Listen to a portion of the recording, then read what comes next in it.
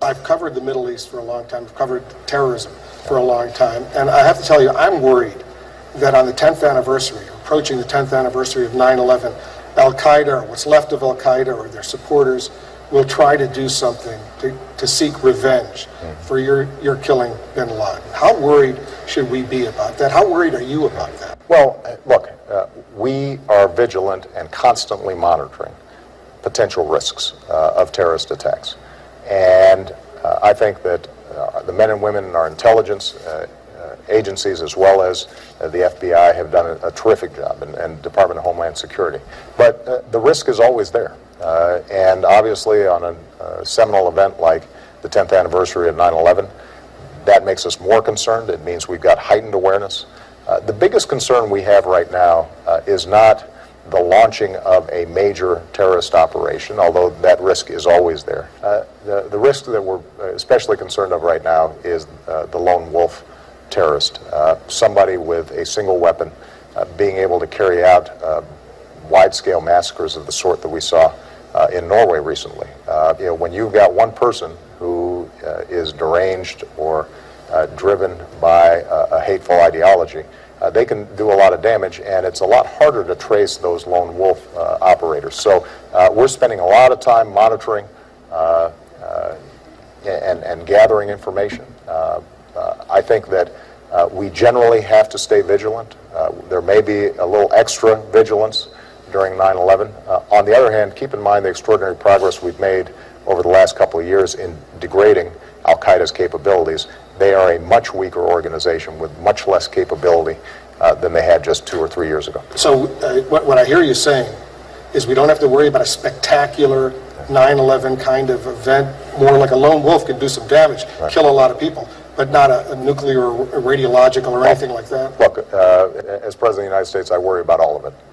But I think the most likely scenario that we have to guard against right now ends up being more of a lone wolf operation than a large, well-coordinated terrorist attack. We still have to stay on top of it, though, and we're never letting our guard down. That's part of our job.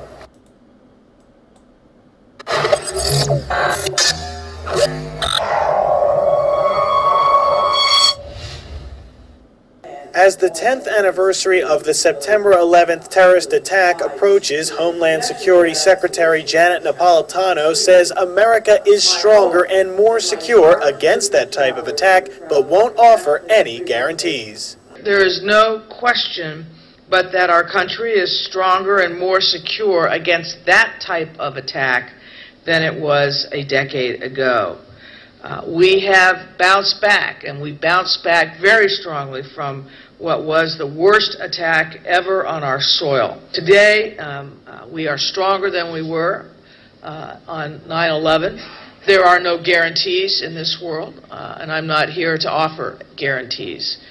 There are lots of things that are threatened that can happen, but what we can do is maximize our ability to prevent an attack from occurring, minimize the ability of such an attack having a large impact, and increase our ability to respond with efficiency and effectiveness, and to get, as I said earlier, to get right back up on the horse and back to the business of the country. For months, the world has borne witness to the Assad regime's contempt for its own people. In peaceful demonstrations across the nation, Syrians are demanding their universal human rights. The regime has answered their demands with empty promises and horrific violence, torturing opposition leaders, laying siege to cities, slaughtering thousands of unarmed civilians, including children. The Assad government has now been condemned by countries in all parts of the world and can look only to Iran for support for its brutal and unjust crackdown. This morning, President Obama called on Assad to step aside and announced the strongest set of sanctions to date targeting the Syrian government. These sanctions include the energy sector to increase pressure on the regime. The transition to democracy in Syria has begun, and it's time for Assad to get out of the way. As President Obama said this morning, no outside power can or should impose on this transition. It is up to the Syrian people to choose their own leaders in a democratic system based on the rule of law and dedicated to protecting the rights of all citizens, regardless of ethnicity, religion, sect, or gender. We understand the strong desire of the Syrian people that no foreign country should intervene in their struggle, and we respect their wishes. At the same time, we will do our part to support their aspirations for a Syria that is democratic, just, and inclusive. Beirut residents express anger at a trial over the death of the former Lebanese Prime Minister. The trial was approved by a United Nations-backed court, but residents say it will cause more trouble. February 2005, an explosion tears through the Lebanese capital Beirut, targeting the motorcade of Rafik al-Hariri. Hariri, then Prime Minister, is killed along with 22 others. 6 years later, an investigation into the attack is still ongoing. The Hague-based Special Tribunal for Lebanon issued arrest warrants in June for 4 men who are identified by officials as members of the Shiite group Hezbollah. And on Wednesday, the UN-backed court, which prosecutes under Lebanese law, announced there's enough evidence for a trial over the killings to proceed. This news has been met with anger on the streets of Beirut, where residents say the indictments will only create more problems. They created the indictment to stir up sectarian strife, and this sectarian strife will not succeed. They are giving false information.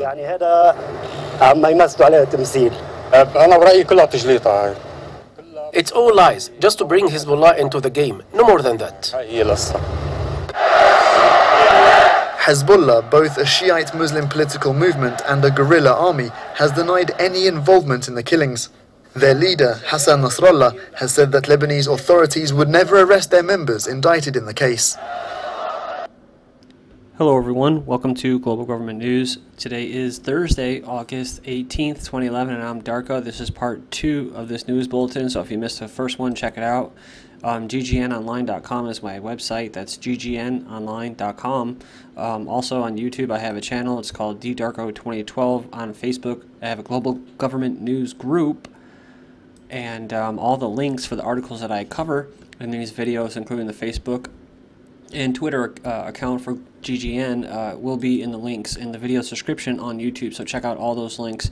I put up a new poll here, and it is what type of false flag government-sponsored event is most likely to occur in the next 18 months. And I can't see my own, poll and the answers, the options, so I'm just going to go ahead and pull up what I use to create the poll. What type of false flag government-sponsored terrorist attack do you think is possible? And you can go in there and check it out, but it's basically another financial crisis, a domestic terror attack, a manufactured virus is released by a laboratory, a staged alien invasion, or none of the above. You can go ahead and vote on that. Seems like it's a pretty good poll. So also, I just put this up here, follow by email. You can put in your email address and follow me. Okay, I got to get going here. Obama frets over lone wolf attack as September 11th looms. So worried about solitary extremists. And then it says here, Obama administration calls for Syrian president to step down. That's right, they're not going to intervene, but if they don't, they'll start bombing them. So I think that's intervening. It says here, urgent UN meeting as more Syrians killed. So the UN's getting together, the global government. Then UN pulls non-essential staff from Syria. U.S. imposes broad new sanctions on Syria's oil, because that's basically what they're after. They're after their oil. Obama seeking to bring Syria under U.S. domain. And it says in response to President or dictator Barusatoro's call for the ouster of President Assad, journalist and political commentator Hashim Talawi says the U.S. seeks to bring Syria under its domain. He said that Bahrain and Yemen are different from Syria in that they are under the United States domain. He said in an interview, he said in Syria, the U.S. wants to remove Bashar so Syria can come under the United States and Western Zionist domain, and that's exactly what they're asking for, the removal of Bashar. Then we have this, West set to ignite civil war in Lebanon. Hezbollah Secretary General Hassan Nasrallah says the U.S. and Israel are attempting to ignite a civil war in Lebanon by destroying people's coexistence. And you can go in there and check that out. You saw that video. It gets you some more background on that situation in there. And this seems to be, yeah, I mean, this is, if there's any environment right now where it could pop off between Israel and Iran, it would be right now. So 6 Israelis dead in triple terror attack. 6 dead following a triple terrorist attack in Israel's southern region. IDF soldiers killed several terrorists in search for others. Hamas rejects role in Israel bus attacks. This was breaking news. Hamas has dismissed allegations by Israel's Minister of Military Affairs accusing the resistant movement of involvement in Thursday's deadly attacks in southern Israel. Israel threatens to attack Gaza, and then Israeli warplanes kill 7 in Gaza, so they definitely retaliated. Hezbollah rejects assassination charges, refuses to cooperate with UN-backed tribunal. So go in there and check that out. More news on that situation. Turkey hits Kurdish targets in Iraq for a second day. So Turkish warplanes on Thursday bombed Kurdish rebel targets in northern Iraq for a second successive night as Turkey's military chiefs vowed to continue operations until the guerrilla group is rendered ineffective. It says here a senior Iranian general has warned about getting too close to Israel, underlying fears in Tehran that the Jewish state could use Iran's northern neighbor to launch preemptive strikes against Iran's nuclear program. Israel has been quietly building intelligence and military links with the oil-rich Azerbaijan, a largely secular Muslim state, since the collapse of the Soviet Union 2 decades ago. And he says Israelis sell significant amounts of weapons and unmanned aerial vehicles to the government. Then we have Egypt says Israel killed its policemen. Egyptian armed forces have announced that an Israeli fighter plane has killed at least 2 Egyptian police officers near the country's Rafah border crossing the Gaza Strip. Then U.S.-Egypt military exercises are canceled. Then Iran Air Force plans first international drill, a joint drill, it says here, with a regional country in September. It didn't say yet.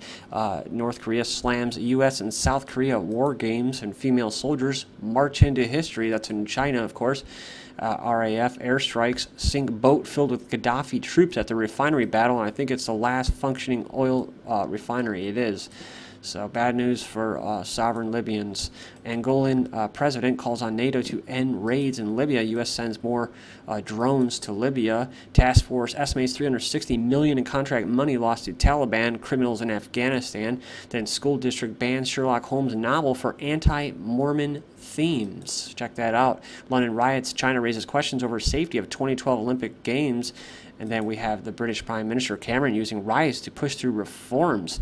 So he says here that the Prime Minister defends jail terms for the Facebook post. He defends the court's decision to send a tough message over the riots despite growing liberal Democrat unease.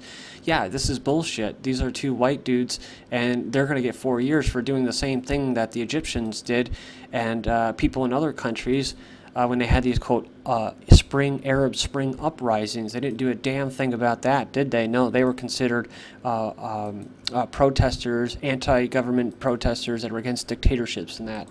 And so now it's all different because it's it's a white guy. It says here the immigration officer comes home to find family of Romanian gypsies squatting in her house, wearing her clothes and drinking her wine after telling neighbors she had died. So an immigration officer returned home to find the gypsies had moved in, ransacked her place. And it says here they claimed they had rented the property from her son because she had died and produced a set of fake documents. UK needs 45 homes a day for migrants. Taxpayers face a $1 billion annual bill for the next 25 years to provide enough council houses for cash-strapped Britain's soaring immigration population means 45 new homes will have to be built every day just to meet the extra demand. The White House portrays Republican candidates as Tea Party extremists. That's right. Then official next phase of Meridia initiative to focus in northern Mexico. So that means they're going to be straying. That's probably why they've been straying over the border. Military and police in Mexico. That's right, over the U.S. border. African-American man arrested on airplane by pilot for wearing baggy pants in a San Francisco airport. Man, man, they're really bad out there in San Francisco. India corruption, hundreds held over Hazara protests. India has denied its sitting democratic protesters or police arrested 1,300 people to halt a hunger strike by anti-corruption. And cops in India say that when they shot some Poon farmers, the action was not harsh. They did it the right way, and this is what they always do. That's why I said police are a fraternal order. They do not defend the individual's rights or swear an oath to the Constitution. It's to the fraternal order. This is GGN, and I'm Darko. Thank you.